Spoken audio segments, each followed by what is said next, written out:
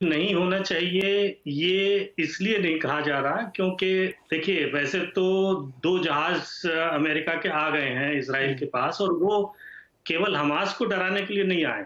हुँ, जो चल रहा है उसके लिए नहीं आए हैं, वो इसलिए आए हैं कि दूसरा कोई देश प्रत्यक्ष या परोक्ष रूप से इस लड़ाई में न कूद पड़े। और सबसे ज़्यादा खतरा इसी बात का है कि या तो ईरान का कहीं न कहीं से कोई न कोई हाथ निकल आए या ईरान समर्थित कोई गुट इसमें कूद पड़े, तो ये लड़ाई फैल सकती है क्योंकि फिर इस्राइल को उनके खिलाफ कार्रवाई करनी पड़ेगी, उनके खिलाफ कार्रवाई करनी पड़ेगी तो सीधी लड़ाई शुरू हो जाएगी। तो बाकी जो देश चुप हैं, वो इसलिए चुप हैं कि वो इस स्थिति को कंट्रोल करने में लगे हुए हैं। जहाँ तक अंदर की बात है, ये 1973 की जो लड़ाई थी जिसको यम किप्पुर वार कहते हैं, चौथी लड़ाई थी वो अरब-इज़राइलियों की, उसके बाद का सबसे बड़ा युद्ध है। अगर आप डेथ टोल को देखें, हुँ, 700 लोग और वो भी नागरिक उसमें ज़्यादातर इस्राइल के पहले किसी लड़ाई में इस तरह से नहीं मारे गए। इसमें सबसे ज़्यादा जो है उनके लिए दंग रह जाने की या सकते में आने की बात ये है कि अचानक इतने लोग ग्लाइडर से और जो भी उन्होंने प्लान किया वहाँ दूसरी तरफ जाके बुलडोज़र से बैरियर तोड़ के इतने सारे लोग घुस गए। 250 से ज़्यादा लोग तो एक पार्टी चल रही थी, हुँ, वहाँ खुली म्यूज़िक पार्टी, उसके अंदर या तो मार दिए गए हैं या बंधक बना लिए गए हैं। हुँ, काफ़ी गाँव में घुसे हुए हैं जो विद्रोही हैं। तो हमास के जो विद्रोही हैं वो इस वक़्त कई गाँव में हैं। हुँ, उन गाँव में लोगों को उन्होंने बंधक बना रखा है, वहाँ बाकायदा जो है गली-गली में लड़ाई चल रही है। इस वजह से कोई भी देश इस्राइल को सीधे-सीधे नहीं कह रहा कि आप थोड़ा-सा संयम से काम लें और लड़ाई बढ़नी नहीं चाहिए। क्योंकि जब तक वो सारे पकड़े नहीं जाते, तब तक इस्राइल के भीतर जो इस्राइल के लोग हैं, वो सुरक्षित नहीं होते।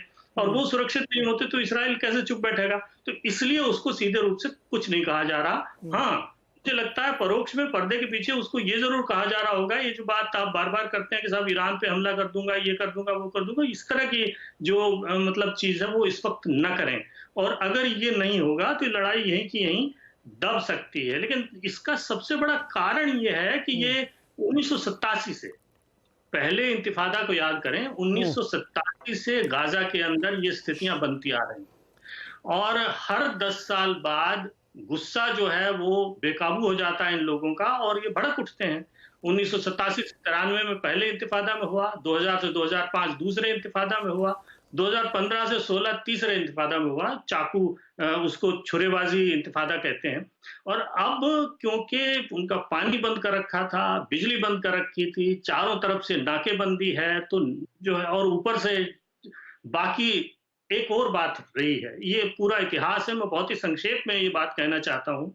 उनके लिए जब अरब बात करते थे, फिलिस्तीनियों के डायरेक्टली तो कुछ नहीं रहा। जब 1948 में बँटवारा हुआ, तो सबसे पहले अरबों ने चौधराहट की ना। अरबों ने चौधराहट की, 1948 में हमला किया। हमला करके क्या किया कि जो फिलिस्तीनी इलाका फिलिस्तीन को मिला था, उस पे कब्ज़ा कर लिया और 19 साल उसके ऊपर बैठे रहे। सब लोग ये रोते हैं कि इसराइल ने कब्ज़ा कर रखा। पहले 19 साल तो अरब देशों ने कब्ज़ा कर रखा था फिलिस्तीन के ऊपर, फिलिस्तीन तो कभी बना ही नहीं।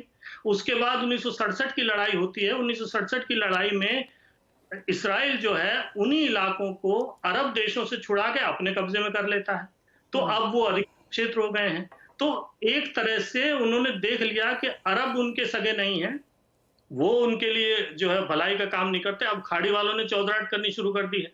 तो वो ये चाहते थे कि सीधे-सीधे हमसे बात की जाए। जब से हमास की सरकार बनी है और हमास की सरकार बने हुए 2006 में वो चुनाव जीते थे। हुँ, उनका शुरू से ये कहना है कि आप हमसे बात करें और 1948 में जो विभाजन रेखा बनी थी, उतनी ज़मीन का अगर आप बँटवारा करें और आप शरणार्थियों को वापस करने को राज़ी हो जाएँ, तो हम आपके साथ जो है वो रहने के लिए तैयार हैं और 2 देश का सॉल्यूशन निकल सकता है। लेकिन जी, बातें बहुत आगे बढ़ चुकी हैं। अब इसराइल पीछे जाने को तैयार नहीं है और क्यों जाएगा पीछे क्योंकि इतने हुँ, सारे जो सेटलमेंट बन चुके हैं, वो सब बन चुके हैं। तो असल में अब इसराइल के सामने एक ही विकल्प है कि हमास नाम का जो ऑर्गेनाइज़ेशन है, जो कि by the way Sunni organisation है हुँ, और हिज़्बुल्लाह जो है वो शिया है। इसलिए सीधे-सीधे दोनों के बीच में कोई इस तरह की साँठ-गाँठ का मुझे जो है वो गुंजाइश दिखाई नहीं देती।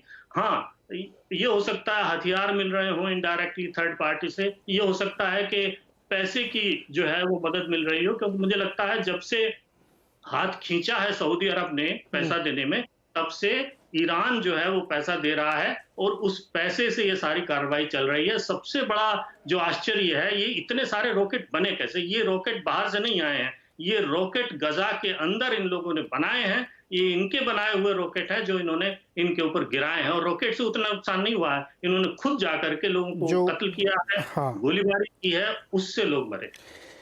इसका जो